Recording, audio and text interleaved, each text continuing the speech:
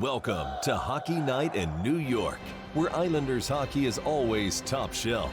Whether you got your start as a Dynasty veteran, a Millbury survivor, or you were born into the Church of Trotz, Hockey Night in New York is your home for all things Isles. Now, here are your eclectic hosts, Sean Cuthbert and Christian Arnold. Ladies and gentlemen, it is Hockey Night in New York. Welcome to the program, everyone. It is Monday, March 28th, 2022, with another fan-blastic show coming up for you tonight. Allan Kreda of New York Times will be joining us. My name is Sean Cuthbert. With me, as always, is this character right here, Mr. Christian Arnold. Christian, how are you? I'm doing well, Shawnee. Busy week of hockey, I guess you could say. It's a busy week every week for the New York Islanders because they play 8,000 games every week from now until the end. Watch the Islanders get the crap smacked out of them on Sunday, and then watch Will Smith smack the crap out of Chris Rock on national television. A lot of smacking going around. Thanks for tuning in here live at twitch.tv/Hockey Night NY. Another night of fun and splendor here at Hockey Night New York. Fun and Splenda. You want some Splenda with that water? Sweet and low. You want some Splenda?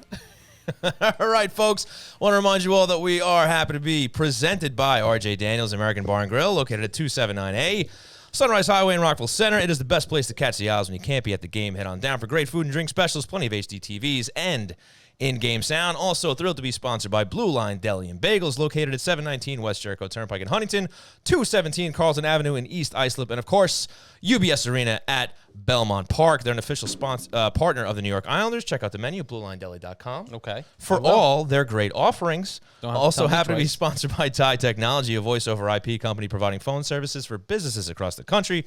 If you're tired of dealing with long hold times and the impersonal service of companies like Spectrum, Optimum, and Verizon, give Ty Technology a call at 516-856-7800 for 3 free months of service. And, of course, happy to be sponsored by Oyster Bay Brewing Company, creator of the Barn Rocker Session Ale.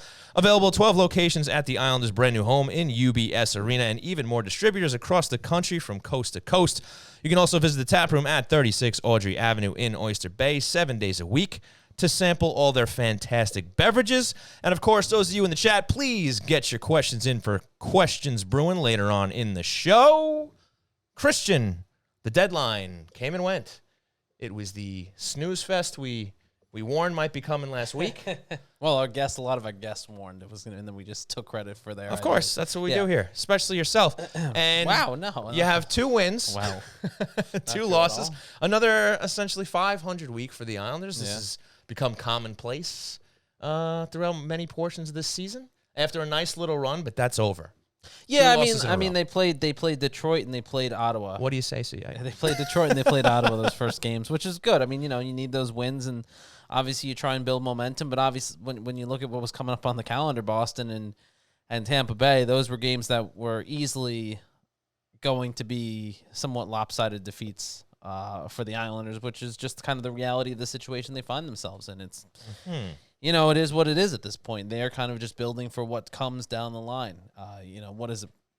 We have about a month left in the season. They're playing for pride. Much. They're playing for jobs next season. They're playing for all the things we used to talk about back in the day when it came to Islander seasons. This time of year in the hockey calendar. But here we are again. So I'm not surprised by the outcome this week. It was nice to see a couple positives. Brock Nelson getting a couple goals there. He finally moves past the 30-plus goal plateau, which is a huge milestone for him, and obviously a direct shot at Mike Carver and ILC on the ILC podcast, which has been one of his biggest detractors for a long time, and I'm sure that's been bulletin board material for the course of Brock Nelson's career. Oh, 100%, obviously. That's a positive. Unfortunately, too, you're also dealing with some injuries. Scott Mayfield, some rough injury news for him. Cal Clutterbuck, some rough injury news for him, as well as Ilya Sorokin, who it seems now is going to miss some time. I'm not quite sure what the situation. We do know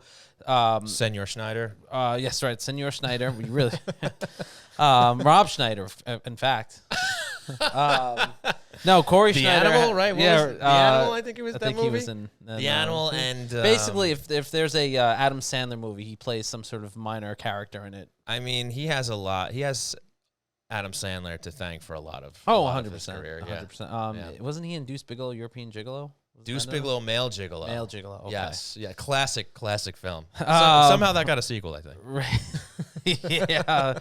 Surprisingly enough, didn't win an Academy Awards. Shockingly, Indeed. But Corey Schneider apparently has been called up. I don't know if that's officially official or it's just sort of what everyone has seen over the last couple hours, which has been that his name is now roster, on the Islanders roster on their website.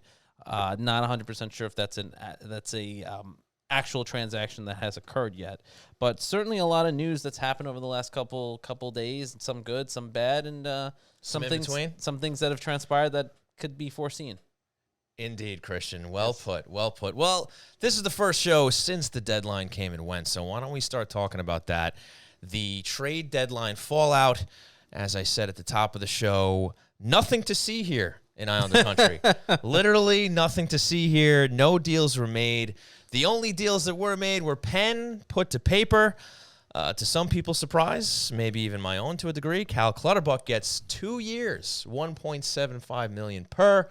Zach Parise, I thought he got like 1.25, but I checked Cap Friendly before we went live here, and it says $750K. Maybe there's a bonus in there somewhere that they're not accounting for. That would make but that's not either way. Salary. It's the same. It's the same amount that he got for this year, $750K, essentially league minimum.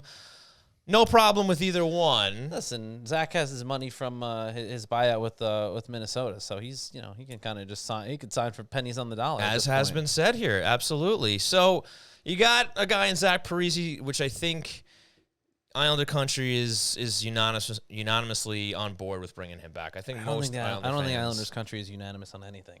Okay, that's fair, but I would say that most people, from what I can tell, from what I've seen, a lot of people were fans of Zach Parise this season. They see what he brings to the table, bringing him back on a minimum contract. I was just thinking, Sean and I went to the Islander game twice last week, actually. Yeah, it was rough. And yeah, it was pretty brutal. Free tickets are tough to pass up, so what can you say? Go ahead. I was thinking there's one guy who might not be a fan. It's that one guy that I always hear screaming at the ice during the course of the game. Yes. So there might be one person who's not a fan of this deal. That man just sounds like he's not a fan of much. We have where we're sitting. There's what we call him, the Yeller, and Old Yeller. Old Yeller. That's actually what we should call him. But yes, he always has some loud commentary for what's going on the ice, and that's his right. He's a fan. But it's always negative, never positive. Like, never hear him say, "Good job, Zach." It's always something negative. But anyway, entertaining. But yes, Parise's back. I think most in Islander country think that's a good idea. I think people are a little more split on Cal Clutterbuck, not only coming back, but also getting 2 years. I mean, again, I made a similar argument when they re-signed Matt Martin for the amount of years that they signed him for. The contract is low enough where if he becomes an issue, a problem, a guy you can't put in the lineup anymore, or if you need his cap space, you can banish him to Bridgeport if you have to. I don't think it's going to come to that over the course of these 2 years. I think they're fine. And funny enough, now the fourth line is just overall more affordable than it was because you had Martin and Clutterbuck both re-signed for lesser deals. You had Casey Cizikas shave about $1 million off of his contract. So, I mean, are they starting to age out? Maybe without Cizikas. He's only like 31, so he's fine. But Martin and Clutterbuck, they're getting up there. We're already starting to see some regression in their game. But it's a line that Barry Trotz has been able to rely on. He puts a lot of faith in. He has a lot to say about what those guys bring to the locker room, behind the scenes, everything like that. So, look, it's your fourth line. It's not like you're throwing out 3 35-year-olds on your first line. You know what I mean? So I don't think it's that big of a deal for the detractors out there. And again, not like moves can't be made or things can't be shifted if they don't work out. But I'm fine with both of them. Yeah, the Zach Parise deal, I think everyone for the most part is on board with. Look, Parise isn't going to put up 20 goals really, but you're gonna get points out of him. He's a hustler. You know what you're getting out of him, and you're gonna get his best effort every time he's on the ice. And even though he's not putting pucks in the net, he has been creating opportunities, and he's reliable. And that's something that is something the Islanders need, right? You even look at what the job he's done when he's been out there with Oliver Wahlstrom and Matt Barzal. He's helped create moments and opportunities. So he's absolutely in for a league minimum. It's worth the price of admission. So I have no issue with that. My issue continues to be with the Clutterbuck deal, the idea that the Islanders continue to rely on these sort of grinder, fourth line type guys and give them roster spots and kind of continue this continue to perpetuate Perpetuity? Yeah, thank you. Perpetuity. Mm-hmm. Of this kind of old idea that I think has shown that it doesn't work in the postseason, and there's no guarantee next year that it's going to work. Or it doesn't work in the regular season, and there's no guarantee it's going to pay off anymore in the postseason. You mentioned Cal Clutterbuck and Casey Zizekas and Matt Martin getting up there in age. Obviously, Casey Zizekas is the youngest one on the line at 31, and in reality, he's probably a third-line center on most NHL teams. Said, yeah. But I don't know. I don't understand at this point the reliance on keeping a guy like Matt Martin and Cal Clutterbuck on the same team. We talked about the redundancy that some of these guys have at this point, and I think you look at this and you go, is this not an opportunity where you could try and get someone else in that line, where you can try and maybe make that line more than just all right, we're going to send them out there and smash a bunch of people, because that's really the only thing that they're kind of doing at this point, right? I mean, at its peak and its heyday, the Islanders would send out that line and it creates the identity, and they're going to smack people around and they're going to create offensive opportunities off of that. But you really didn't see that this year, right? That was lacking for the better part of the season. So I don't know. I don't understand the move. I don't understand the continued idea that this is something that's going to work, especially as these guys get a little bit older. And I think at the end of the day, it to me, what is the most worrisome, I guess you could say, it signals the idea that the Islanders are going to go into this offseason possibly and say, well, we had COVID to deal with. We had a 13-game long a road trip, and that's really why this team didn't succeed. And then it's not going to be the wholesale change, or not even going to be the needed change that's going to be made to kind of correct a lot of these issues. That's my concern right now.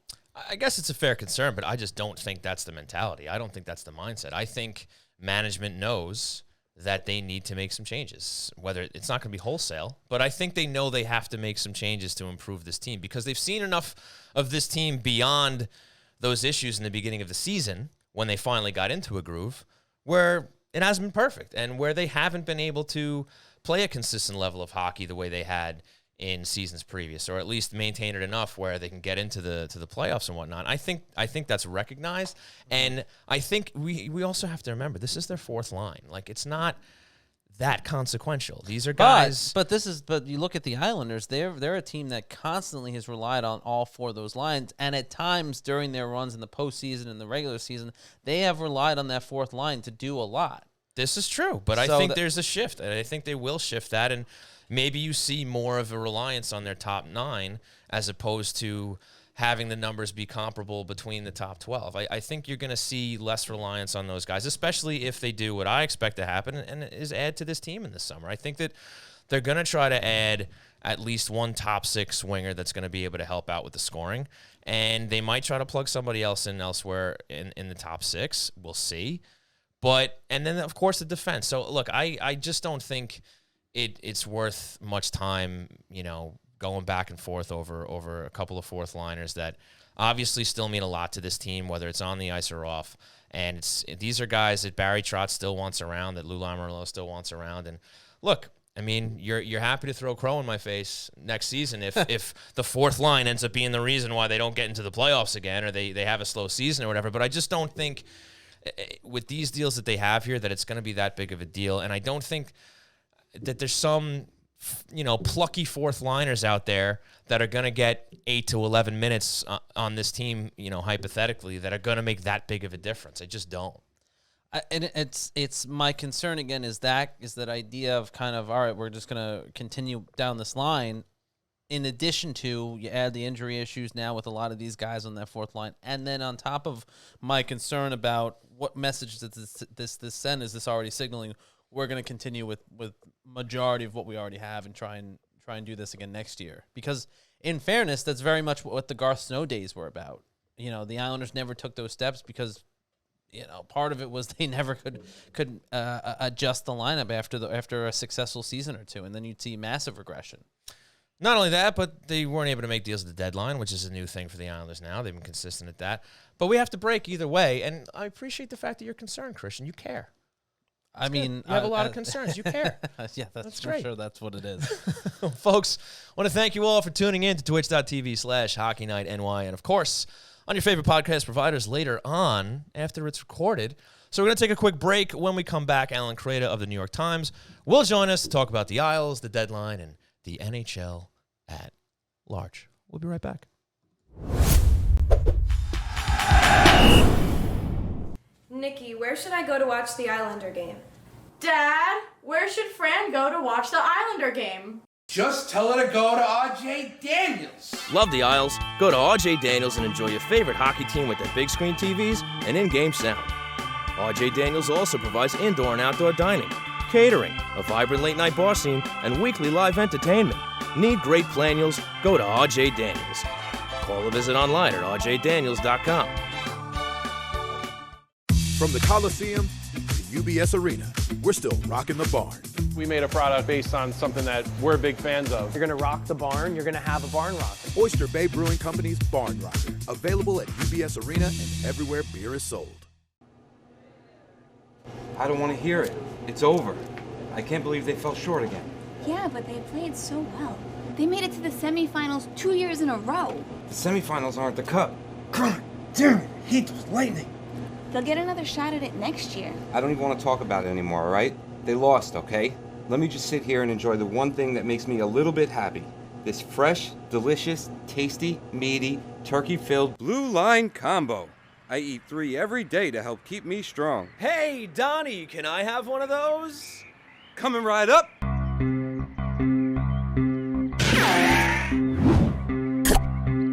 Talk about a blast from the Blue Line. Blue Line Deli and Bagels. Our goal is to make you a hero.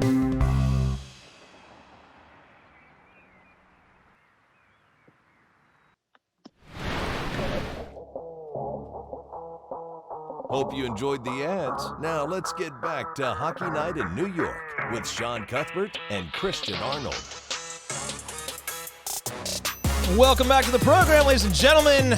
You're listening to Hockey Night in New York, presented by RJ Daniels. And now it is time for On the Line, brought to you by Thai Technology. And join us on the line right now from the New York Times is Mr. Allan Kreda. Allan, thanks so much for joining us. How you doing tonight? You're welcome. Happy to be on anytime. It's freezing. It's more like Christmas week than the end of March. Yeah, what is going on? I thought we hit the spring. We're talking about keeping daylight savings permanent, and here we are in frigid weather, just about to hit April. I don't know what's going on, but totally bonkers. Another bomb cyclone or something.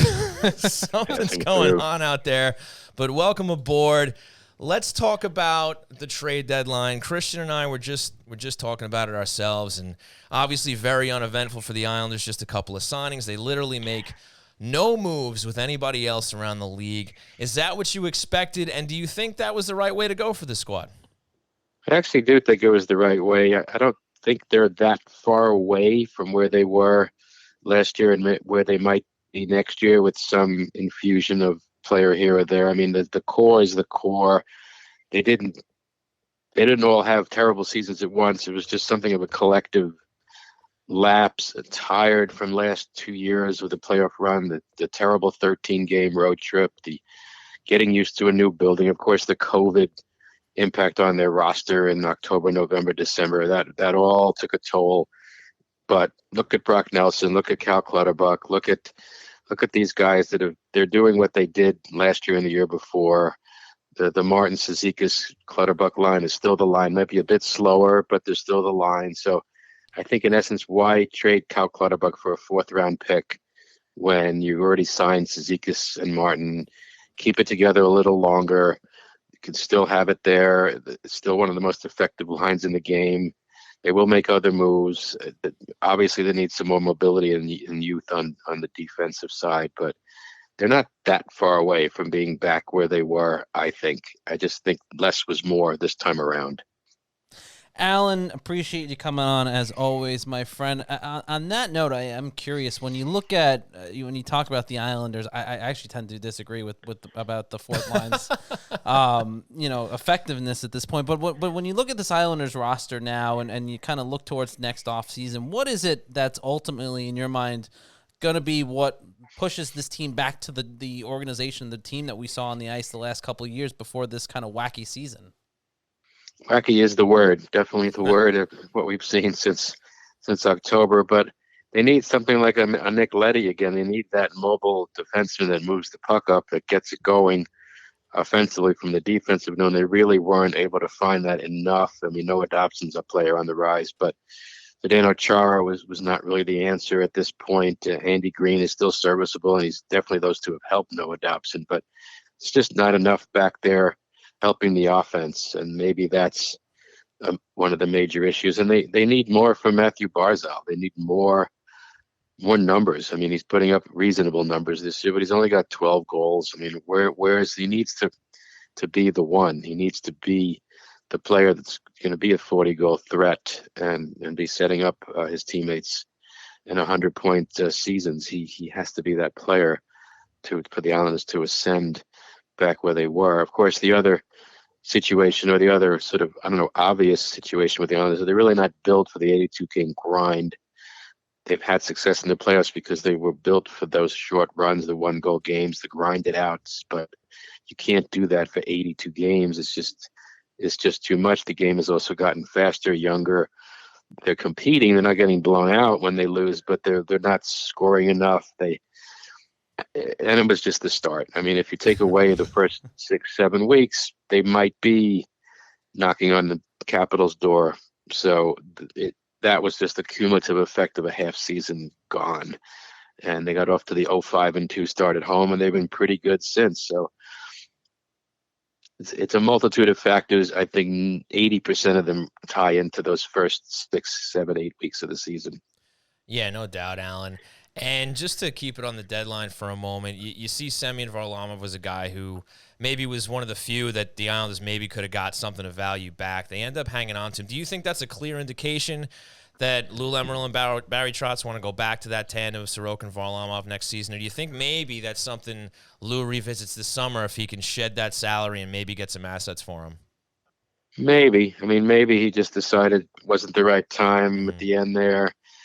For whatever reason, Lou doesn't love those kind of deals just for the sake of a draft pick. So he maybe tries to move Varlamov to a place he really would want to go next, or maybe he does stick around one more year. I mean, he's had success here, no doubt. This, again, has been an off season for him.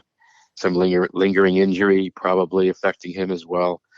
Early on, he's only got 6 wins. I mean, this isn't the same goaltender the fans saw the past couple of years. So something was definitely amiss there as well. But Sorokin, of course, has emerged as the true number one.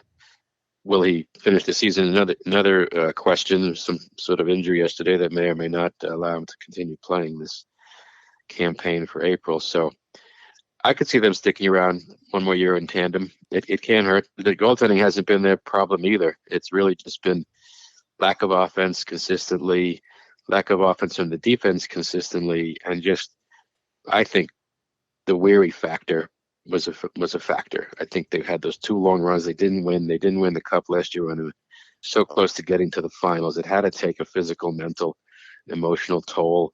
You come right back and start all over again back to that road trip. They were 5-2-2, but then they went on that 8-game losing streak that built it into their home opener and all that. So it's just hard. I think all of it, Lou, Barry Trotz, they just take all that into account. They understand these things happen. The season is basically a lost season in some ways, but they've still acquitted themselves well this second half. They haven't given up. They haven't disappeared into the abyss of the standings in the Eastern Conference. Right. So the other teams might have done that. Look at the Flyers. They're just not showing up for half the games. I mean, it's just they haven't done that. They aren't going to do that. They will be in every game right down to the end there on April 29th, the late finish. So I just don't see that they had to really blow it up. I never loved those trades just for the sake of a pick. I mean, what's a 4th-round pick in 2022 going to do for you in the next 2 or 3 years? Better to keep the Cal Clutterbuck around who really wants to be here and give it a couple more years. I agree, Allan. Talking with Allan Kreda from the New York Times and the Associated Press here on the line, brought to you by our friends over at Tie Technology. Allan, you mentioned the goaltending tandem, and you mentioned sort of the situation with Ilya Sorokin. With the way the season is, and I know some of the people in the chat asked us as well, but when you look at the situation where the Islanders stand, what do you think Barry Trotz in the Islanders management ends up doing with the Sorokin situation? It seems like Corey Schneider is going to be here for the Tuesday game, or the tomorrow game, I should say, against Columbus. And if it's something serious, are you kind of looking that we've seen the last of Ilya Sorokin? Could be. I mean, why risk it if it's something need surgery or an issue that's not worth it. I mean, why push it at this point? He's certainly proven his value to the team, to the franchise. His performance this season, 22 wins in 43 games, pretty good. 2.3 goals against average. I mean, he's had some fabulous games in there too. So he's the number one. That's clear. Risking further injury in a season where the playoffs are all but mathematically gone. What's the point? Corey Schneider, one more burst in the NHL. I mean, he plays through April. I don't think that detracts from anything. The fans aren't going to be in an uproar over that, and you never know, Alan. Splitting. That's don't true. sell them I short. take that back. I take it back. I mean, what could go wrong in April? There's another road trip, another one of these Western trips again. So the road record isn't the greatest, so that's also contributed to the situation. But I don't detect anybody said forget it. Just throw in that proverbial towel and look to next year's. Anders Lee will not let that happen. Barzal himself will not let that happen. There are just guys in that room that are too proud. Zach Parise has played every game, I believe. Oh, yeah. The only one, and will not let that happen. He's put together a solid season at his advanced age. I mean, he's coming back, smart move, leader, winner. These things are good team things. So I don't see the negatives in this way they've come back from the horrendous beginning of this season. Alan, you've obviously covered hockey for such an extended period of time for a number of outlets and a number of years. And you've seen sort of Lou Lamorielle's progress from kind of a younger general manager to winning a couple cups in New Jersey and now leading the Islanders. When having kind of that understanding of what he's done over the course of his career and maybe some insight, what do you think has gone through Lou Lamorielle's mind over the last couple months during the season? I know he's always one that keeps everything very close to the vest, and you never really know what he's thinking, but maybe there's a chance you have some insight into the brain of Lou Lamoriello. I would think at this point in his career, the frustration has to be high considering how close they were. But he's also not panicking. He knows what the long game is all about. He did that with the New Jersey Devils. The 3 cups could have been 5 cups. I mean, he's been there through a lot of ups and downs. It's another sort of minor dip in the ascension of the franchise. So I don't see panic. Maybe you try to light a fire under some guys he thinks may not have had their best seasons quietly. He's not going to do it overtly, but he did it a little bit quietly, I think, in his fan gathering yesterday. I mean, it's reasonable to point out some players could have had better numbers. That's how he'll do it. He's not going to call people out publicly.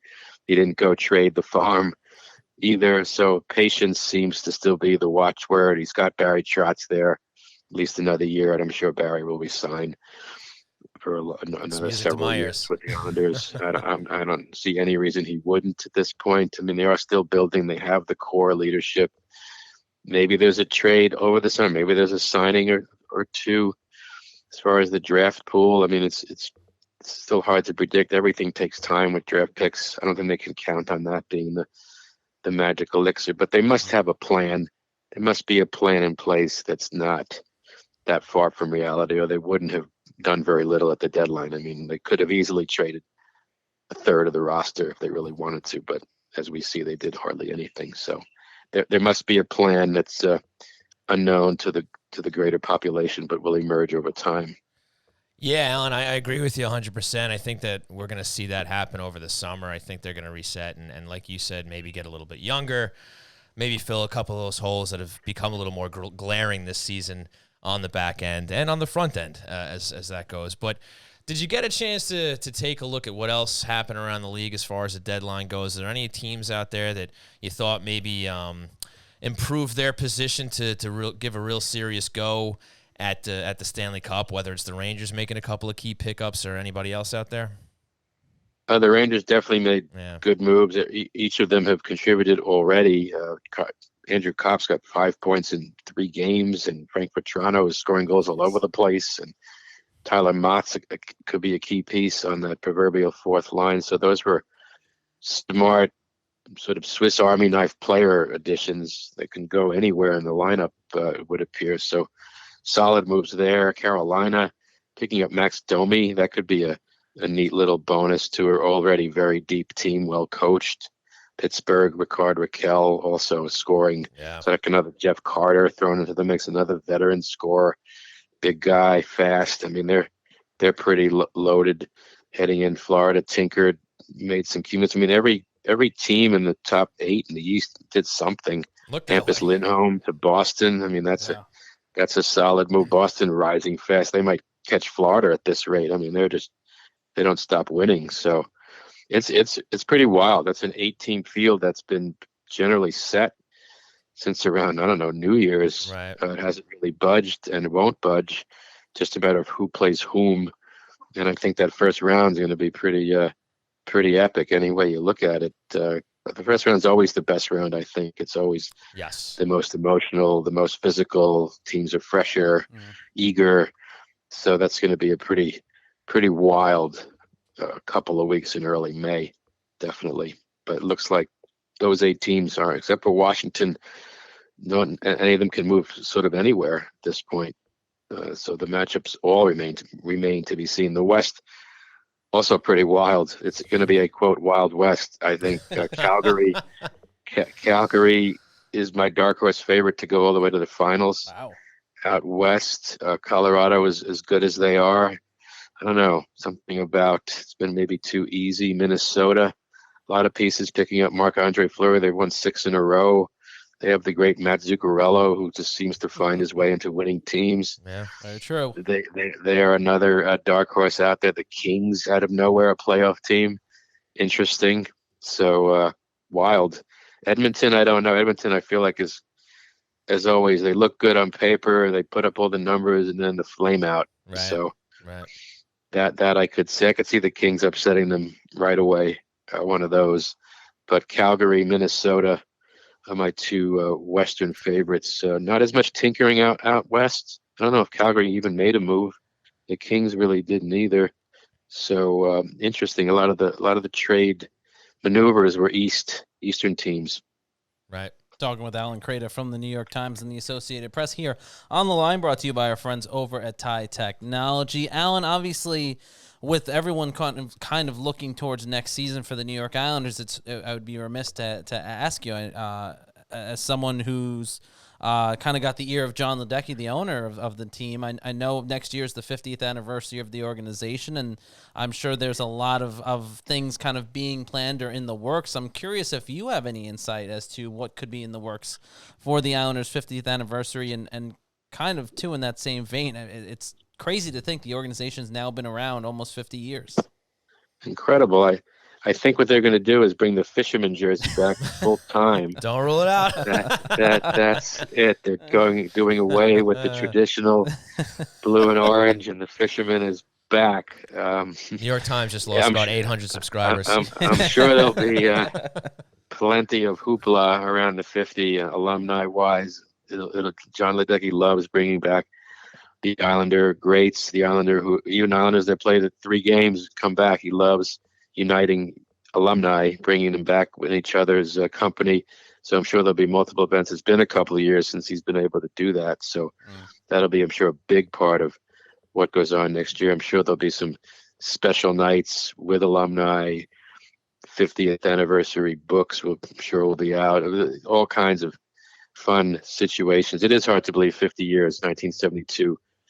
Doesn't seem that long ago in the grand scheme, but it is. And all the homes they've had, now they have an official home to start the season with maybe an opening night game for the first game of the season, not the 14th. That would be nice. So that would be nice. That will help right there if they have a big turnout, full house, and all the greats from the Cup years. And there's been just so much to celebrate for the franchise that they haven't had a chance to publicly do in enough ways recently. I mean, the COVID situation is it took the sales out of their great playoff runs. I mean, last year was great. It had the build up with the fans at the end. It was amazing. But summer before in the bubble, I mean, it was something nice in the big picture that they were able to close out the Coliseum with that kind of run in that kind of a situation and win the games they did the way they did at home. At the end, they ended it as they did the first time. They ended the Coliseum with a win in the playoffs in crazy fashion. So that stuff lives forever. And I know John Ledecky is very much in tune with what the fans want to see. So I'm sure there'll be a continuation of that for the 50th anniversary season coming up. Allan Kreda from the New York Times and the Associated Press. Always appreciate you making some time for us and jumping on here, Allan. Thank you as always, and we can't wait to have you back on again real soon. Absolutely. Yeah, sure. Anytime with you guys. Happy to do so. All right, Allan. Thanks so much. Appreciate your time. You got it. We'll see you next time. Allan Kreda, New York Times, Associated Press. Always good stuff here on Hockey Night in New York. Sean Cuthbert, Christian Arnold with you as That's always. us. No, I was transitioning. You kind of ruined the moment, but it's fine. Whatever. I was just helping you out there, buddy. I love Allan's prediction of bringing back the Fisherman jersey full time. I think people's heads would explode. Bold, yes. Apparently, I heard this through the Twitter sphere that apparently, I guess it was someone asked about it at the town hall or Yes. mentioned at the town hall. Yes. Apparently, all the a majority of the people there did not like that idea at all. There's a boo. There was a clear minority in that particular crowd. Yeah, I happen to be lucky enough to be there for the town hall, and Lou did a great job. You didn't get much out of him. That sounds. There's a lot of good questions, but Lou, being the tactful individual that he is, found a way to answer the questions well, but without giving much away at all. But he had a great sense of humor about it. He had a lot of fun. Shannon was very funny. They had a good great. rapport. I'm not surprised by that. They did a great job. But yes, there was the question about the fishermen coming back. And it was actually the way the question was raised was kind of, it was pitched well. The young portion of the fan base enjoys it, as we've discussed many times here on the show, and basically asking if it was going to come back. And he was a little cheeky about it. He says, hey, he's like, our email address. If you keep filling those email boxes. He's a smart man. He knows how. Listen, I mean, Lou Lamoriello has dealt with everyone from reporters to fans for 3 decades plus. The man knows how to sidestep a question. He does. But the interesting thing was he didn't come out hard for or against it. I mean, he has no dog in the fight. He doesn't. Well, look, I mean, he's the manager. He chimes in on these decisions. He ultimately helps them make these decisions. And everybody has to remember, as we've said here, it's about making money. It's a business. I mean, you don't want to piss off your fan base, but at the same time, if there's money to be made, look, I think we're going to see some version of the Fisherman next year for the 50-year anniversary. I think we're going to see something. Is it going to be? What they should do for the 50th anniversary is the NHL should let them have however many iterations of the Islanders jersey they've had over the last couple years. The NHL should let them have as many as those did as their whatever retro reverse blah blah blah give me all your green money kind of thing jerseys, and just every game during the course of the season, you wear the regular home jersey a couple nights, you wear the Halloween jersey a couple nights, you bring back the disgusting, like multicolored black, blue, orange That's jersey. the one jersey I don't need to see again. That and the swimmy jersey. You bring back the Brooklyn jersey for a couple nights. Didn't mind you bring that the one. Stadium Series jersey back, and then you bring the Fisherman jersey. Bring them all back. Well, I'd love to see that. That'd be pretty cool. I'm pretty sure Vancouver recently celebrated 50 years within the last few. And I think they did something similar. Where that would be awesome. They wore a couple of different jerseys from their past. Now, whether it was all of them or not, I can't say. But I know that, before they made the skate jersey, kind of put it back into the rotation, they wore it a couple times that season. Probably a cause for why it ended up back in the rotation. Right. It got popular, and they're like, oh, we can make money. Right, but I think they also wore a couple of other jerseys from different eras as well. So they would be stupid not to do that. That would be great, and I think because then they can put them all on the racks. Yeah. In the pro shop. Right. I mean, maybe limited runs, but I mean, someone's going to buy them. Somebody is going to buy them. There are people that wear the ugly, fugly black, orange, blue. That's the concoction, worst jersey gray, they've ever I think. worn. It by far. I mean, say what you will about the Fisherman jersey, you detractors out there, but that jersey was by far the worst one they ever wore, with the gray and the letters going. It was a complete disaster. Yeah. But I think that'd be a cool idea.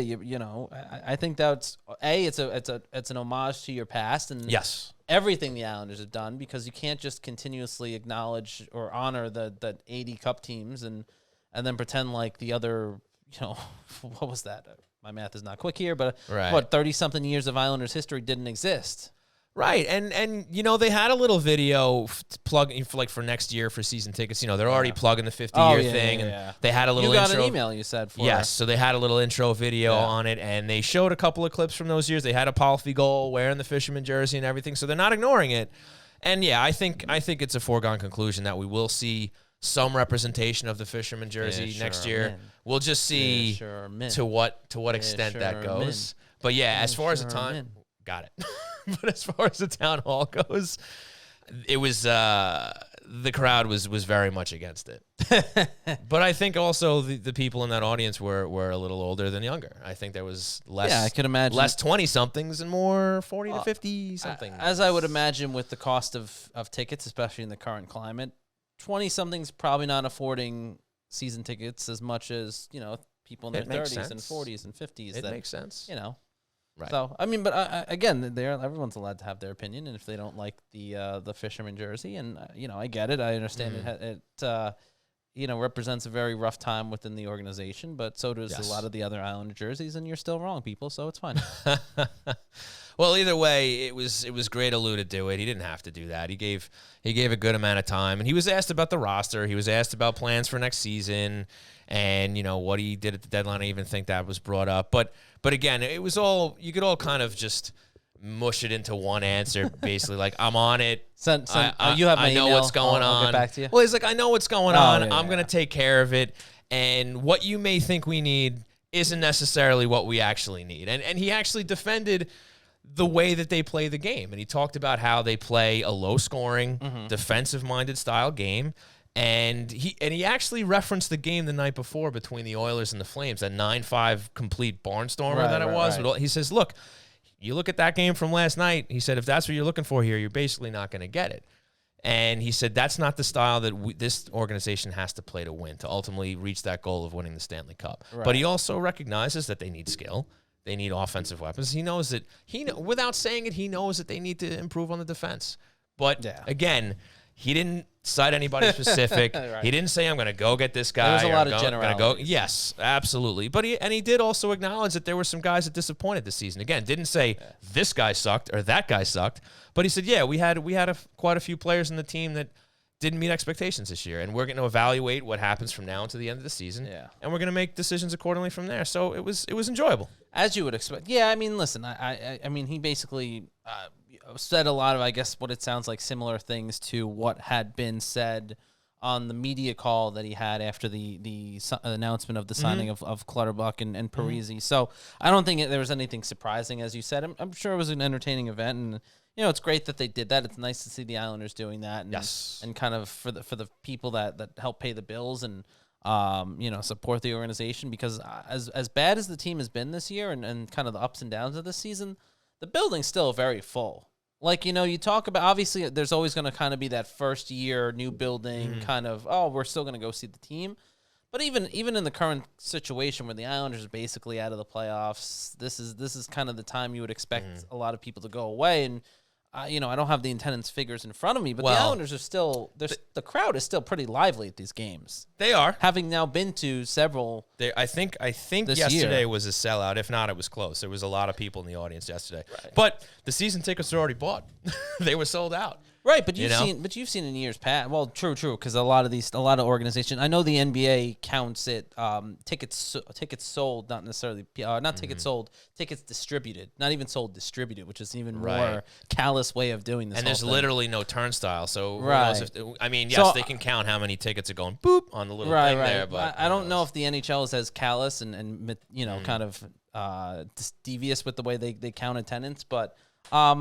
No, but I mean, having been at a lot of these games now and sitting in the stands and seeing the number of people there, I mean, it's a good crowd still. It's a crowd that's very much into it and passionate. And I mean, that's a credit to Islander fans, as much as, people want to get on them at times and all these different things. But I mean, they're still supporting this team. And like I said, I get it's sort of the new toy glow that the arena still has for a lot of people, but at the same time, this is the point of the year when people have stopped coming usually. So give them credit where credit's due. They're still drawing a lot of people, and I think part of that's been the re-engagement and the success of the organization over the last couple of years. I think part of that has been sort of the stewardship of John Ledecky and Scott Malkin and re-engaging with the fans with a lot of these different little, events that they do and opportunities that they provide the season ticket holders. So good on them. Christian, an astute observation from you.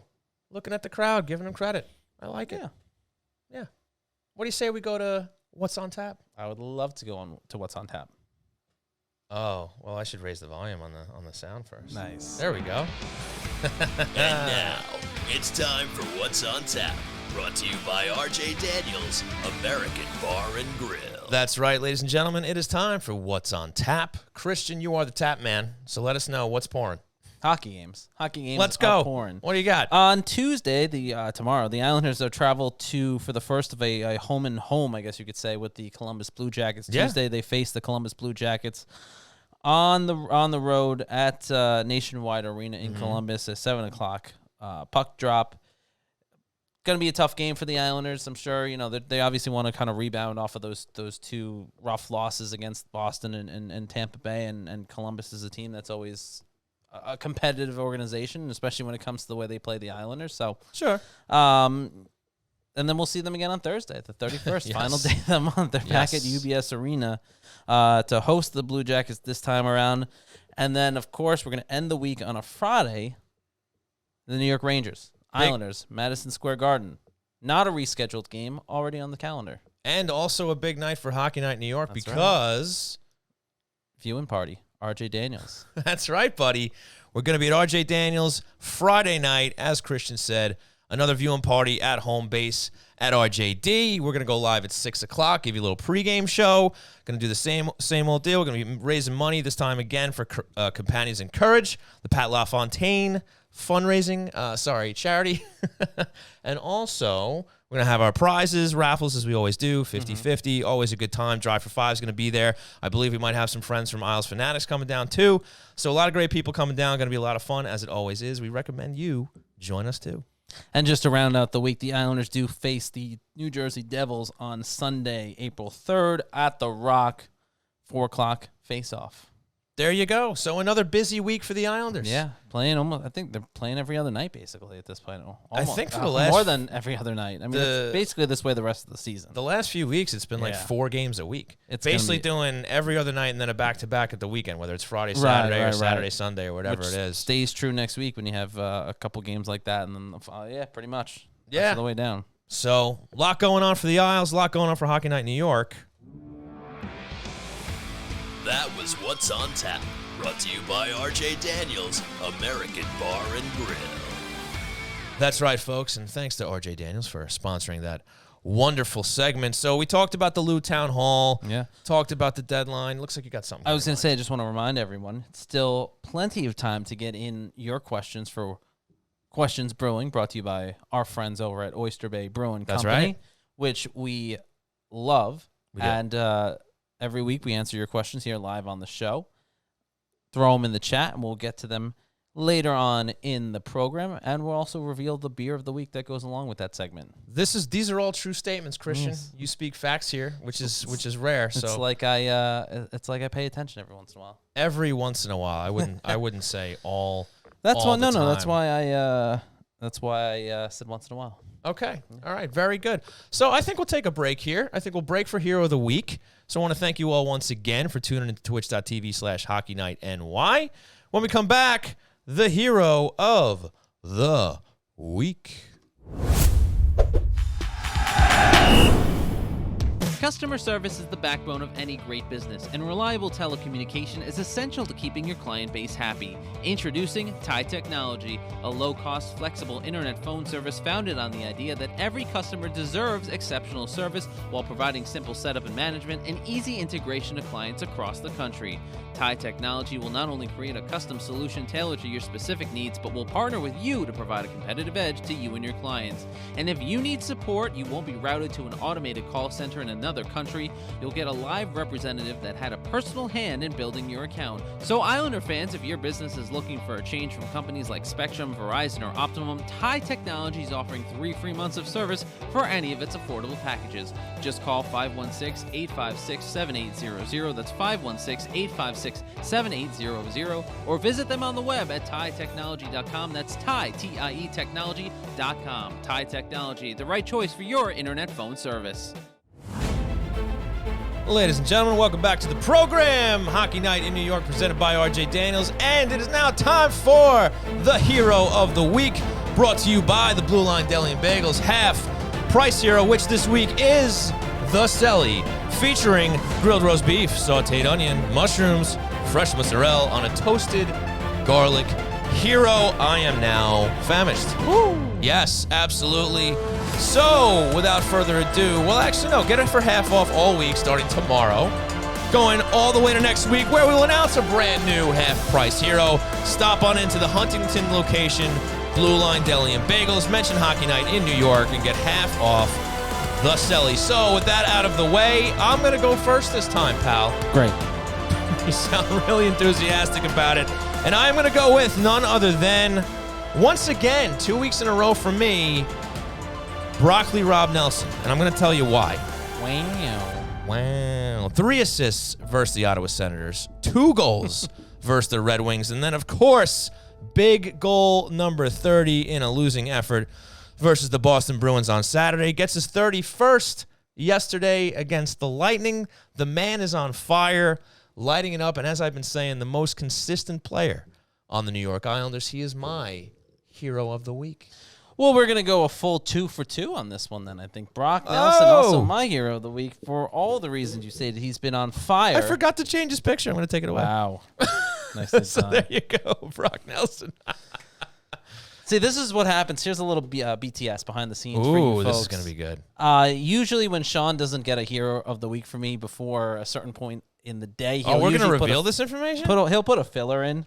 He'll put a filler in. And usually it's Anders Lee or Ilya Sorokin or Brock Nelson. There's sort of a rotation that we have. And for some reason, even though I told Sean with plenty of time who my hero of the week was going to be, he did not change the picture. What are you talking about? He's right there. And now we have the correct He's picture. right there. He was there the whole the time. box. Brock Nelson, my hero of the week as well.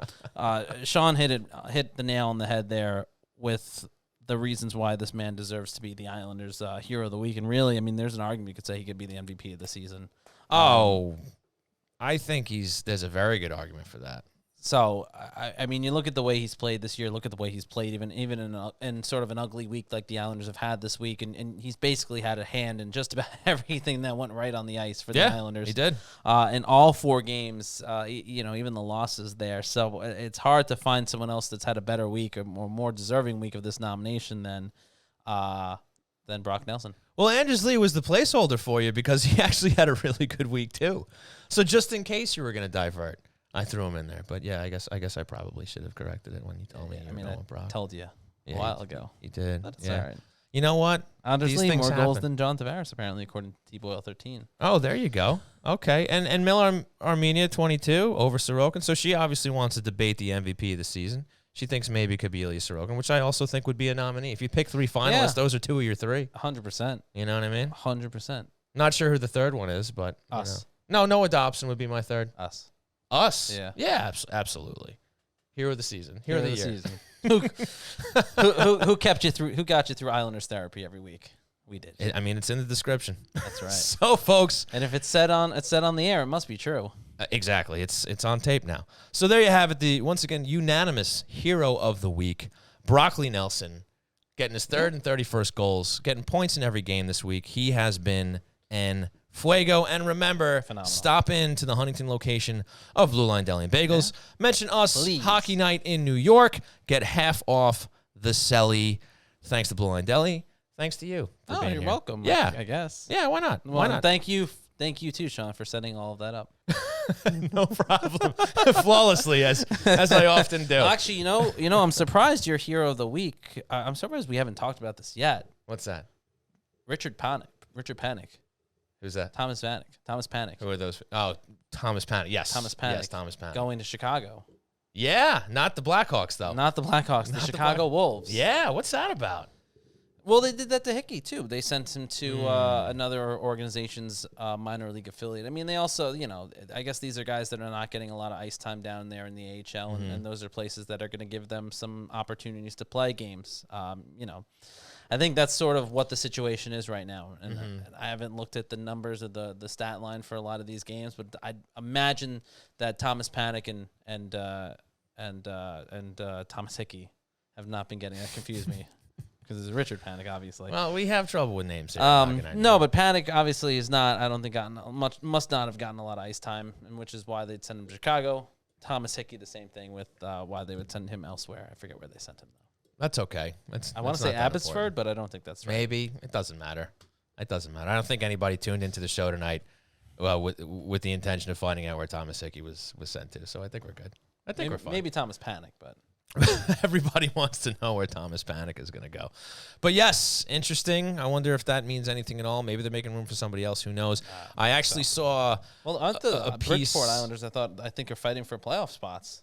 They have been winning as of late. I think they're in the playoff hunt in the AHL. Well, maybe tonight would have been a good night for the Bridgeport report. We said we've been going to do We all did season. say we were going to do that every now and then. We kind of balked on that one. Are you trying to bring up the website right now so you can give us some answers there? Because I can delay. I just wanted to see where the Islanders were in the standings when it came to the Bridgeport, the AHL. I'm still not fully used to them being called the Bridgeport Islanders. Yeah, it's weird. I'm still on the Sound Tiger side. So I don't remember how the playoffs work with this, but I see the Islanders are in the 6th in their division. That sounds okay. At 27 and 25, they're a hair above 500. Doesn't sound that great. 27, 25, and 6. Okay. Yeah, they have 64 points. Mm-hmm. No one's. Someone's got to answer my question in the chat. Well, maybe nobody else is paying attention either. I also saw a piece from Molly Walker today that the Islanders are one of 4 teams that are vying for a college player right now. I think he was playing for Boston U. You are so wrong, and if she heard you say that, she'd be so mad at you. Kids from UMass. There we go. See, UMass. I recovered. UMass. Now, do you remember the gentleman's name? He's Long Island born. He grew up a big Ranger fan. Setauket. Yes, he's from. I forget if it was from East Setauket or if it was from. I know his last name regular starts with Setauket. a V, but I don't remember what it is. But you're thinking of Bob. It does not start with a V. Bobby V is in Victor. It still doesn't start with a V. Maybe a Y. Bobby There's a V in there. Trivgano. Who's from UMass, who's been one of their shining stars. Molly Walker of the New York Post reporting exclusively that that the Islanders, Rangers, Panthers, and Predators are of the final teams that will are vying for his services where he could. I would say yes. Mailer Media, thank you. He played for the Junior Islanders, which is interesting. I don't know if that's going to factor in or not because look. I'm going to say the Rangers are the front runners anyway because they always seem to be with these college players for one, and for two. He grew up a Ranger fan. I mean, he has an opportunity to live the dream here, so I would give the Rangers the upper hand on this. But look, Lou's a magician. You never know what he can do. But he looks like a promising young player. He went undrafted. He's a senior. I think he's like 23 years old. Thank you very much. And, hey, look, if it's another guy you can put in the system, who knows? You never know what can happen. Yeah, I mean, also UMass hockey has become one of the powerhouses in college hockey. I mean, I think I have to by law say that if we ever want to. Mike 4652 Co with the comment of the night. The college kid's name is Vobson. Not related to Nobson. I should have went with that. Oh, that was. But UMass hockey, one of the up and coming, not even one of the, I mean, they're coming off a national championship. Cal Maker, who's had a phenomenal career since making the jump from UMass to Colorado and really taking the NHL by storm out there. This kid seems like another promising talent that kind of got looked over and will have a bone to pick once he gets to the NHL. And listen, I mean, if the Islanders are in the mix, I wouldn't. Especially now under the circumstances that everything's going on, I wouldn't say that I would automatically jump to the Rangers being one of the organizations that might immediately kind of win those sweepstakes too. When you look at some of the other teams that are also in the running, Florida's a great option 100%, these days. Yeah. I think be right up there. with the Rangers as far as destination. The Islanders too. Listen, I think it ain't 25 degrees in Florida right now. I'll tell you that. I will say though, as a Long Island kid, I think there is some. I think there's some draw to playing for the Islanders as well. I think the one drawback would always be kind of their slow integration of younger players, and I think when you're vying for some of these guys, the one thing they're going to look at too is how quickly am I going to make the NHL jump? Right. With the Rangers, there's a possibility. Florida, I would imagine there's a possibility. Same thing with Nashville, just not knowing as in-depthly as kind of their integration, not knowing as in-depth, their integration process for younger players. With the Islanders, we do know that Lou Lamoriello and Barry Trotz like to take their time, specifically Lou Lamoriello, who has been on record in the past saying he sees that he thinks that a lot of players get thrown right into the mix before they're ready. Whether that's agreeable or not is up for debate. But that's kind of his process and the way he runs his organizations, and that's been very true with the Islanders. So that might be the one thing if you're looking at teams you're going to go to. Maybe that's a factor that I say, hey, like I don't know if this is going to be the right spot for me because I want to play every day. I want to be in the lineup. I think that's a good point, and I think it ultimately comes down to a combination of that, locale, comfortability with the organization, what they may or may not do for you, maybe dollar signs. It's a combination of everything. All of it. But for a guy who was completely off my radar, if the Islanders don't get him, because I had to look up his name, life goes on. Truth be told, I didn't even know this. Nano. I didn't even know this was a possibility until I saw Molly's piece. It piqued my interest. I took a look. So if they get him, great. If not, they're just going to have to figure something else out over the summer. But nice that they're in the Final Four, I guess. Yeah. Right? I guess. Consolation prize, right? Right. Okay, so why don't we do this? Well, maybe that. Yeah. Oh. No, I was No, gonna go say, ahead. well, maybe that helps them too. The Islanders now kind of are in that stretch of the season too, where they're just throwing everybody out there. So maybe their sell is, hey, we can get you ice time this year, and if you impress us, we'll get you ice time next year. I don't know. That's my thoughts. Not a bad thought. Mostly bad, Christian, but not a bad one this time. It's time for Questions Brewing, brought to you by Oyster Bay Brewing Company, Long Island's Gold Coast Brewery. That's right, folks. It's time for Questions Brewing, my personal favorite segment of the show. Interesting beer choice this week. Brought to you by, well, they started pushing it themselves, actually. So I figured why not do it here. Brought to you by Oyster Bay Brewing Company and their sweet, delicious summer peach. Starting to get warmer, except for this week, but it is starting to get warmer theoretically in the spring. So that's what they tell us. It's time to get yourself ready for the delicious summer peach. And also, guys, remember, if you use promo code HNINY at oysterbaybrewing.com, you get 15% off everything they're selling over there, whether it's merchandise, glassware. You can actually get beers themselves delivered. So use HNINY, get 15% off, get yourself some merch, get yourself some libations. Nice. Right? So, Christian. I could go for something right now. Let's thirsty. There's no water in my cup, and I went to take a sip. Oh. I was poor guy. Very, very. Hey, try the A19. We don't mention other brewing companies in our chat here. This is exclusively. That's right. That's right, Oyster Bay Trotz. Brewing Company territory. Man. Mind your tongue. Man. Or your keyboard. All right. What do you got? Question Brewing, Shawnee. We'll start with our boy T-Boyle 13. Question. T-Boy. Question Brewing. With the season over, do you see Sorokin getting shut down for the year? We kind of touched on that a little bit earlier with Allan. I know, but we didn't give our opinions. That's true. Well, given that I have no idea what happened to him. That's fair. I have no idea what they're going to do. But I think as Allan kind of talked about on the segment, if it's anything near serious or that needs maintenance, if you will, I mean, there's no harm. There's no harm in shutting them down longer than maybe you would have planned if they were in the mix, right? Yeah. If he needs a couple extra days, weeks, what have you, let him take a break. Whenever he's ready. So I think if it's something they do need to be precautionary about, they absolutely will shut him down. Let Corey Schneider ride into the sunset for the rest of the season, backing up Semyon Varlamov. And, that's fine by me. There's absolutely no reason to rush him back. If he gets health and he says, Coach, I'm ready to play, fair enough. Yeah, I mean, I think that's right because he leaves the third period in the game against the Tampa Bay Lightning the other day. The Islanders are describing it as an upper body injury. He apparently took multiple pucks off the mask during the second period, which may Maroon got him good. Right, so maybe that's what people are thinking, or sort of maybe the clue to what's been going on.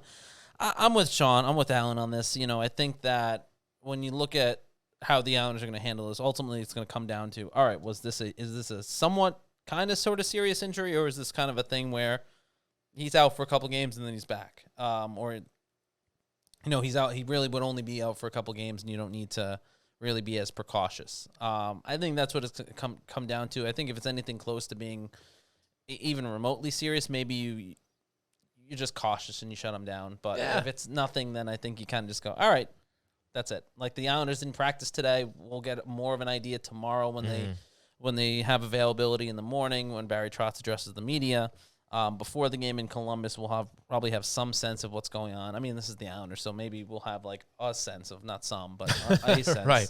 They'll describe, they might say his name. They'll describe it as a body injury at that point. This is the NHL. It's very non-specific when it comes to injuries. So we'll see. But I think that's kind of the underlying feeling, at least among Sean, myself, and Allan Kreda, is that if it's somewhat serious, they'll shut him down. If it's not serious, we'll probably see him back in a game or two. Christian with you 100%, and it appears we have a birthday coming up in the chat. Trottier19 celebrating his 89th birthday on Wednesday. That's a joke. No, I'm kidding. He is celebrating his birthday. I don't know how old he's going to be, but he said it's going to be his birthday Wednesday. So a little pre-happy birthday there, buddy. Thanks for joining us tonight. Very happy birthday. Well, early birthday anyway. Yeah. Nice. Yeah. Question, no. What's the opposite of a belated birthday? Happy early birthday. Just early birthday. Yeah. There's no special word. No, that's too bad. Maybe we should make one up. We'll figure that out. We are good at making up words. We love making shit up here. Nopson. Yeah, Thomas Panic. Thomas Panic. Yeah. And people's names. Question Brewing, CGS878. Question Brewing, do you guys believe the party line that this same lineup will contend and Islanders make the playoffs with few changes? Oh, I understand what you're saying. The party line as in like what the organization has been continuously saying. Right. So I think that there are going to be minimal changes, but I do think the changes that are made will be significant. I don't think there's going... I mean, this is pretty simple math here. No, but it was sort of a contradictory statement. I think there are going to be minor changes, but they'll be significant. I didn't say minor. I said minimal, as in not many changes, but the changes that they make will be impactful. That's what I'm saying. Yes. So with that said, I'm about to Will Smith you in a second. That would be entertaining. The ratings would go through the roof. Everybody's going to watch the Oscars next year, man. I will not still. Oh, no, I won't either. I think it's a complete waste of time. I said it on Twitter last night. I know, I saw. It was a great moment. I'm glad I could see it on social media and not have to watch the actual show. Right. Great. That's the best. And it did take up a lot of time. I was like, wow, that's crazy. Is it real? Did they stage it? It was wild. People watch that thing I'm like still the uncomfortable thinking about film. It was crazy. Broke it down frame by frame. But everybody's going to be watching next year now. Yeah. Everybody. I won't. Christian won't. But anyway. But yeah, if you do it here, I mean, buddy, we might finally pass Spittin' Chicklets on the charts. But to keep it back to the question that I'm almost forgetting, no, I don't think they're going to make a lot of moves numbers-wise, but I think the moves that they make are going to have an impact on the team, whereas they make an impact free agent signing for the top six, let's say. Whether it's, the dreams are made and they get a Philip Forsberg, but maybe somebody, not too far from his rung. Maybe you don't get the first guy you want, but maybe you get somebody else is available. There's a couple of decent names out there. Maybe there's somebody they can snag on free agency. And this is a test that we kind of alluded to, too, where we'll see if they can really be more of a major player when it comes to higher echelon free agents, or if they continue to get passed by in that regard. And I also think there's going to be a trade or two made, but I don't think there's going to be much more than that. But again, I think whatever those deals are going to improve this team to a point where, look, this is the hope, but I think that the goal is going to be to get deals made where you get that top four left-handed defenseman. Hopefully they get another decent bottom pairing defenseman on the left side to pair with Mayfield. Because, look, I think you got to get a top four guy to play with Dobson. It's one thing to have him play with Andy Green, Zdeno Chara, obviously mostly Chara this year, but we can't have that again next year. We cannot. No, I agree with you. There has to be somebody that is closer to his level, or at least a nice stay-at-homer. Right. You know what I mean? That can complement him. 100%. Right? And then you look at the bottom pairing, and you got to have somebody there next to Mayfield. It doesn't have to be another world beater, but maybe the guy who who pairs, next to Mayfield is more of a puck mover because Mayfield's more of your defensive stalwart, more of your PKer, right? Right. So hopefully they can find some complementary guys for this, but I think those moves are going to be made. They're definitely going to be pursued, but I don't think there's going to be an overhaul. I mean, look, they literally have all of their forwards essentially signed for next year. Are they all going to be there? I don't think so. We'll find out. I think Anthony Beauvillier could be a trade chip. I think to a lesser degree, Josh Bailey could be a trade chip. Do I think he's going? No. But I could see that if they need to clear that cap space. They may need to find somebody to clear that cap space with. And if they're not going to do it with Varlamov, they're going to have to find somebody else to do it with. But either way, minimal moves, higher impact.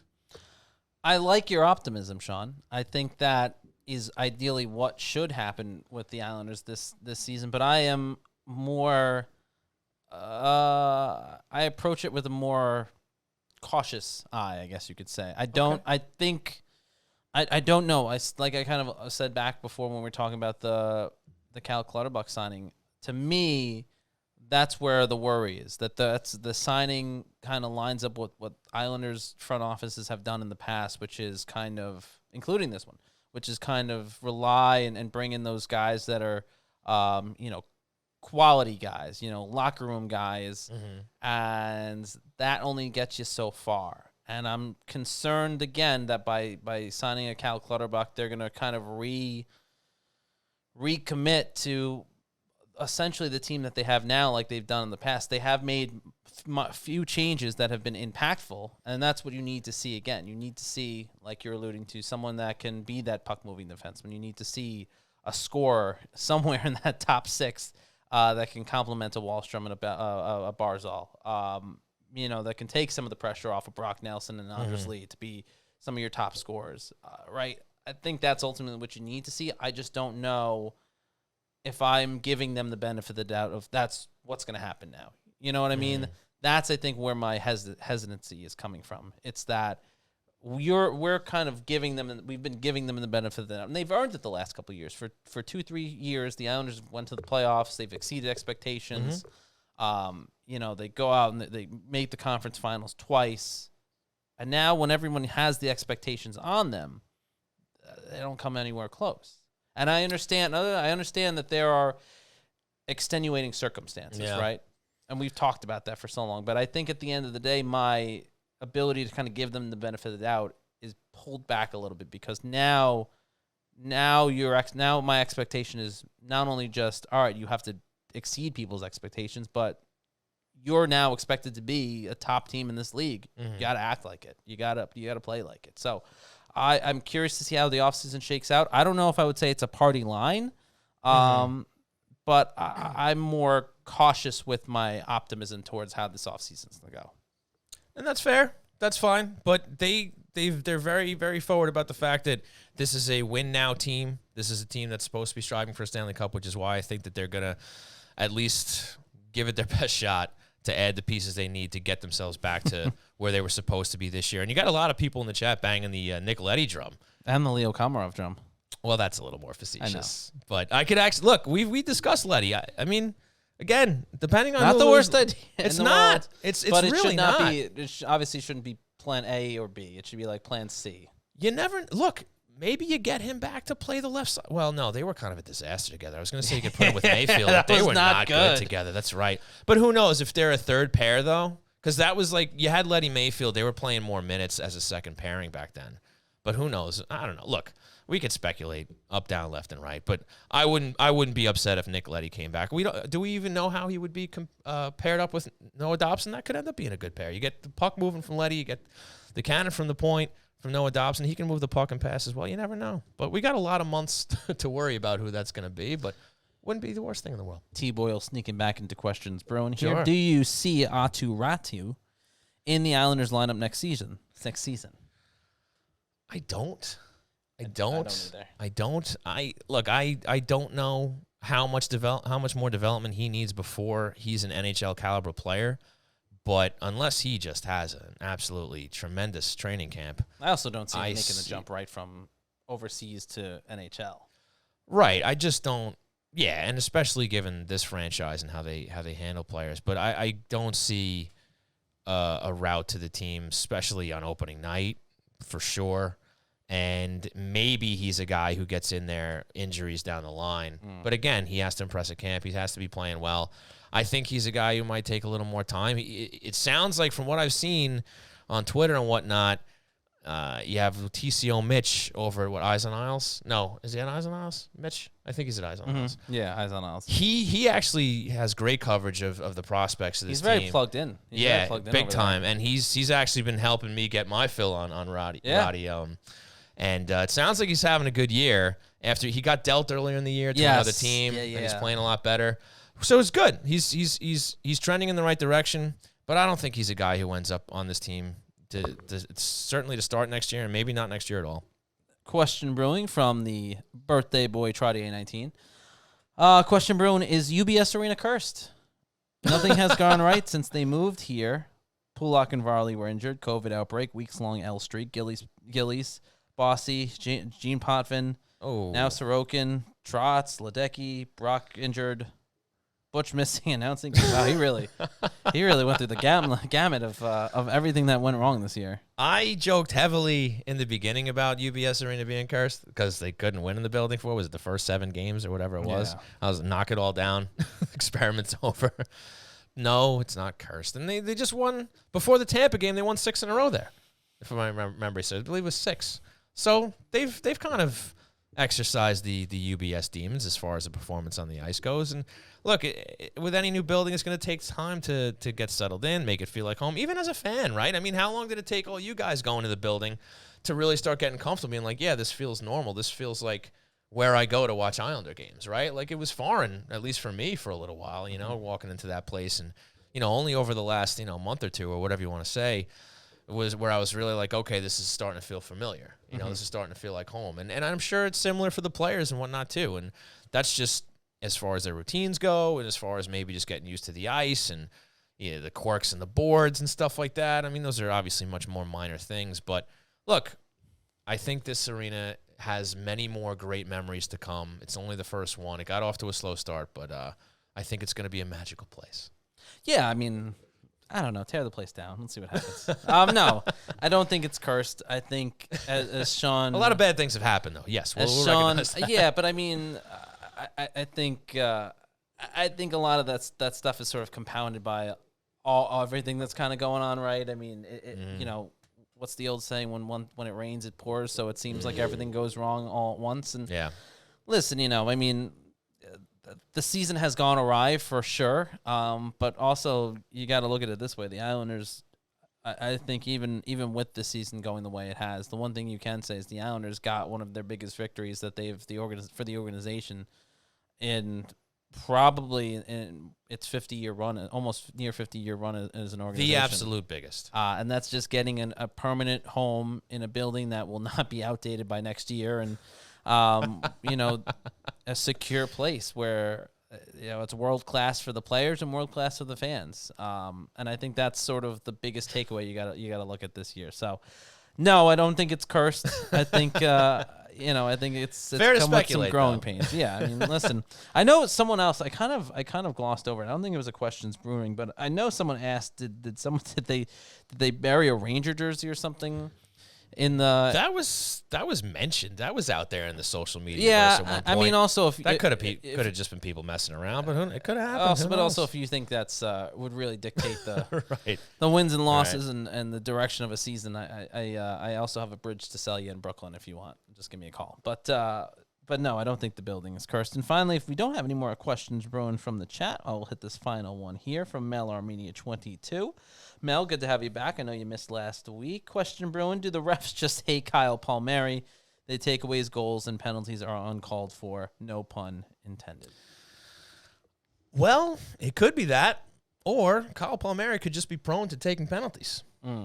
And I think that's more the case than anything else. I don't think there's a personal thing between the officials and Kyle Palmieri. The guy has made a habit out of taking penalties and a little too many in the offensive zone that I've noticed. And look, not every call was deserved. There's definitely some where I'm like, what are you talking about? Shouldn't have been called. But there's some where I was like, yeah, hard to argue that.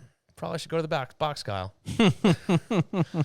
And also he's been at the crappy end of the goals being called back. I joked on Twitter the other day about he might be leading the league in disallowed goals this year. He's had quite a few.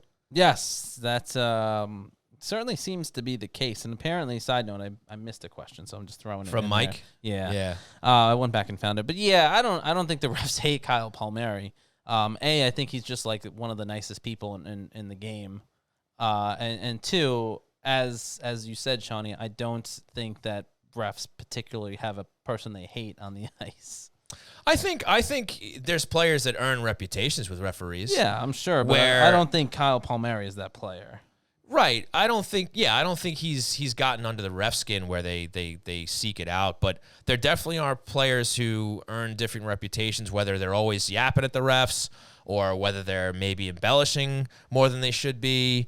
There's certain guys out there that I think maybe have a different threshold of when the ref is, going to be trigger happy with the whistle. And I'm not saying that they're biased or they're Right. gunning for these guys, but I think there might be guys that they're willing to give more the benefit of the doubt. Like maybe a guy who you say, what the hell, where was the tripping call? But it's a guy who maybe earned a reputation that doesn't usually, take penalties or whatever it is, and sometimes they get the benefit of the doubt. Or, if it's Sidney Crosby, they just won't call it. I'm kidding. But, I mean, we look at things that way, too. Well, listen, I mean, Islander fans still convinced the refs hate them. Penguins fans are convinced the refs Teams hate them. fans. There's no Teams fan that's like, man, the refs really treat us well. Yeah. Which is actually, honestly, when you think about it, that's probably a good thing. If you're an NHL official, you got to feel good that every team's fan base probably hates you. That's one way to look at it. It's universal. And you're doing your job well. Sure. This was Mike 4652Co's question that I did apparently skip over, so I do apologize about that. Mike, question brewing.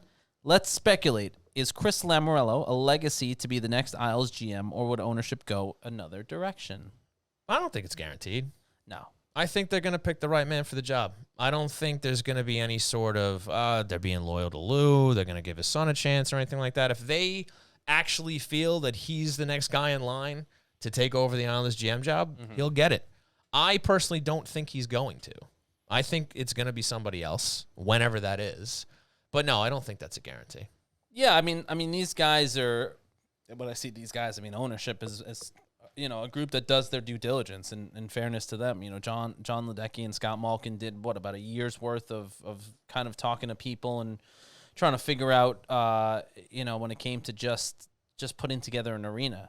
And, I think when you look at the opportunities and the people that they've talked to and I guess tried to bring into the organization, I would imagine the same kind of attention to detail. And it's not just going to be, Chris Lamoriello has been with the organization for this long. Right. He deserves to be the general manager. Because I think if that was the case, then maybe not even if that was the case in with the Islanders, but if that was the case, let's say somewhere else, wouldn't he have been on the radar for a general manager position that have been open? I was just going to say that, actually. Because when you look at the number of GM positions that have been open over the last couple of years, you would imagine if Chris Lamoriello, and I'm not knocking him or anything like that. Of course. But you never hear his name as one of the top candidates or all these things. So maybe he just enjoys the position he has, and maybe that, it's where he wants to be, and he feels he's the best asset for any organization. Mm-hmm. I don't know the full story, but I don't think that it's a given that Chris Lamoriello, as soon as Lou says, "All right, I'm done." Think so. Yeah, exactly. I don't think it's coming. I don't think that's the way it's going to be an automatic given. Also, I don't think, as I think you said to me earlier before the show, Lou Lamoriello is still sharp as a tack. So Oh my God, yes. I mean, he's not going anywhere. He's not. He was great at that town hall. He was cracking jokes. He was funny. He's not going anywhere until he's ready to take a rest. He's going to stick around, and he's still got the chops. So I got no problem with that. And we had one snuck in without the questions brewing preface, but Trottier19 wanted to know. I'll throw this one at you. Are we going to see Robin Salo before the season's over? We talked about this a week or two I ago. don't think so. Yeah, I don't think so either. I don't think so. Maybe if there's another injury. But I don't think so otherwise. Right. You got Grant Hutton up right now, who looked all right yesterday. Yeah. Well, that should have been your indication, too. You have an injury to Scott Mayfield, and the first player they call up was Grant Hutton and not side. Salo. The right side. Still. Right. I mean, you're playing with house money at this point. Mm-hmm. Why not? Yeah. I don't think so. And I don't think it's a big deal if we don't, honestly. I don't play in Bridgeport. Wow. So you hate Robin Salo. Correct. Interesting. Yeah. I like the way that's how you saw that. Well, I mean, with Allan, you brought up the Rangers and how successful they're being. So clearly, you're a closet Ranger fan, and then now you hate Robin Saleh too. What a That's right, notorious closet Ranger fan and hater of Robin the Bird Saleh. Yeah, nobody calls him that. Robin the Bird. Robin is a bird. I know, but it just doesn't. Robin the Bird. Robin the Bird. It sounds like the bird's name. Birdie Robin. No. Robin Birdie Saleh. I think you just need to let this one go. I'm having fun. I don't, It was you know, not whether good. you are or not, it doesn't matter. I'm having a good time. No. It's just not good. It's not one of your better. That's not your one of opinion. your better blunders. I'm okay with it. Not one of my better blunders. Well said. Nobson was great. What was the other one that you had the other week? I don't remember. We tried to remember this last week. Actually, that might have been you. No. You had one when we were at the Marriott. I always have one. And we forgot. And we forgot what it was. But, I mean, obviously the big winners this year are Nobson and Thomas Panic. So that's 1 for 1. I did Nobson. You did Thomas Panic. We haven't seen Thomas Panic in the chat. Well, obviously, 'cause maybe he's just lurking. Chicago. Maybe he's not chatting. Well, he's traveling to Chicago. That's true. He's a big supporter. That's true. Yeah, you know, sometimes you take a night off. What are you going to do? Are you talking about me? No, I'm talking about Thomas Panic. Okay. I'm talking about Thomas Panic. I was like, geez, dude, I'm here. Follow along, man. Jeez. Yes, looks like we have a couple people that think that Hutton played pretty well last year. I wonder where he falls in this depth chart. Grant Hutton for plays, the people listen. Indeed. But yeah, I wonder where he falls in this depth chart, if he has a chance of maybe being a future Islander. But again, the right side, and the right side shored up. Maybe a 7th defenseman one day, but you know, he looked all right yesterday. Playing Need well. to see more, but Yeah. he looked all right. Sebastian Aho, not looking all right. And I think that's why we saw Grant yesterday. And I think the last time we talked about Aho, I wasn't aware of the fact that he was going to be an unrestricted free agent this summer. Yes. We talked about potentially. I don't think many people were, because it only came up. I think Ethan Sears from the New York Post brought it to the social media sphere. It must have been after we did that show, obviously, because Ethan listens every week. And, of course, you know, we help set the agenda when it comes to Islanders media coverage. So of course. But I think that. I don't think many people knew that, because it caught a lot of people by surprise, and I think that it kind of changes the way you look at things too when it comes to Sebastian Aho, because at this point, is he someone you're willing to be like, all right, we're good with you, just kind of peace, bro? I think that's what's going to happen. They're just going to let the man walk. Peace, bro. And if they don't, it would be funny. But they like to keep a lot of people around. Yeah. But no, I think they let him walk. And if they have to sign him, that means they probably didn't get the defenseman that they need. But who knows? You know what? But though he could get like a minor league deal. They could just give him a Bridgeport deal. Say, hey, you can stay in the organization, but we're good. I know, but is he going to want Up that? You know, is he going to say like he probably wants a fresh start? He's going to go. I think there's an wants a fresh organization I can go to and get another opportunity, maybe succeed there. So I don't know if he'll be keen on the idea of a Bridgeport or an AHL contract with the Islanders organization. So. Well, we'll see. It's probably his final days. It's definitely an interesting tidbit to keep an eye on as we go into the offseason. Indeed. So does that cover questions brewing? It does. Well, then we get to hear this magical man's voice. That was Questions Brewing, brought to you by Oyster Bay Brewing Company, Long Island's Gold Coast Brewery. You guys sound oddly similar.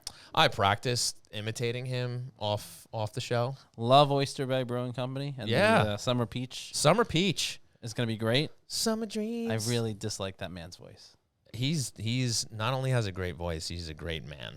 That person. I can tell you otherwise. I can vouch for him. Interesting. So Christian, I think we can wrap it here. I think we're good to go. I'll ask you like I often do at the end of the show. Do you have anything to add? Do you have anything you want to just sign off with here? Maybe something brilliant, unlikely, anything that you can contribute to the end of the show? Or are you just ready to go? You ready to call it a night?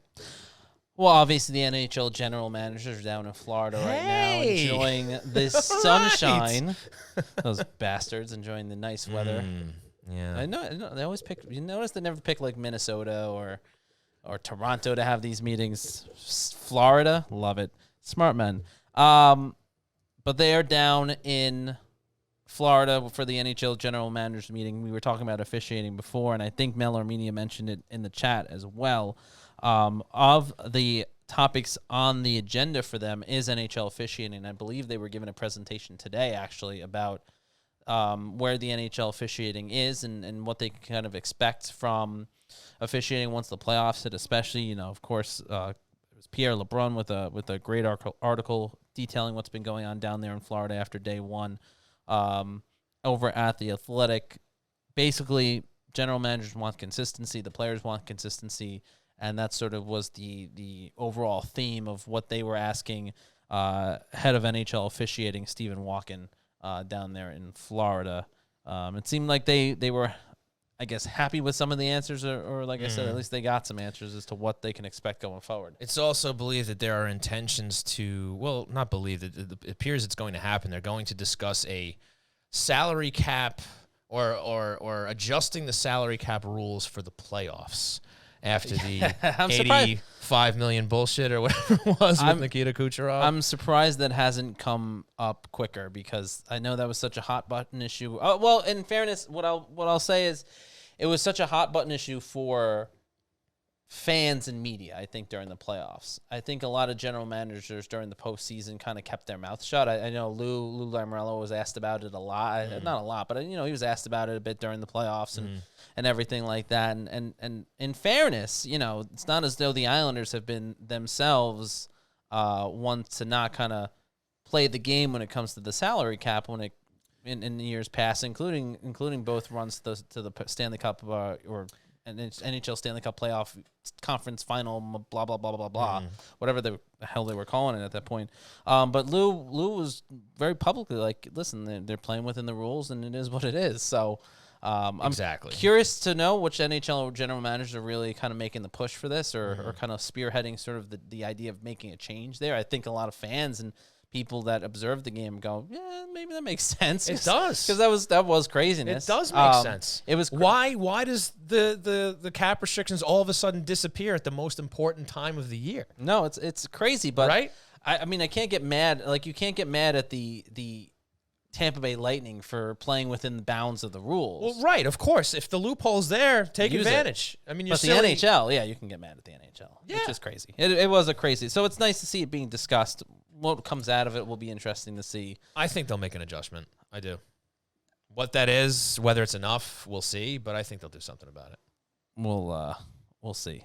We'll see. I'm not as confident in changes because this is the NHL. You are just a perennial pessimist. I think it's realism. You're a negative Nancy. You have nothing positive to say. You are a glass half full individual, and you know what? I guess we need some of you out there. We can't all be positive people. Yes. That's all you got? I don't. Well, you've labeled me a negative Nelly or negative Nancy. Or whatever. I did. So. Okay, you're gonna take it like Chris Rock, huh? So many things I could say. Well, on that note, ladies and gentlemen, one other note from the general managers meeting. Nice to see the two Kyles getting along again. Oh, did you not see this?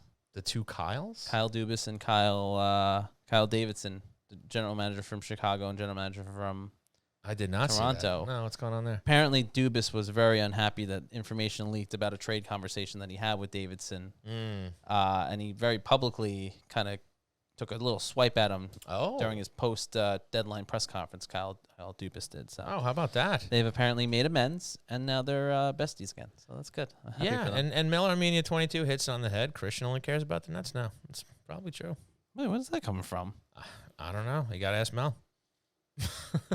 She said, "Yeah, but Christian Lee didn't play it." I don't know what that's referring. I'm not sure. That was the IR stuff for the playoffs. Oh no, I wasn't. Reference to that.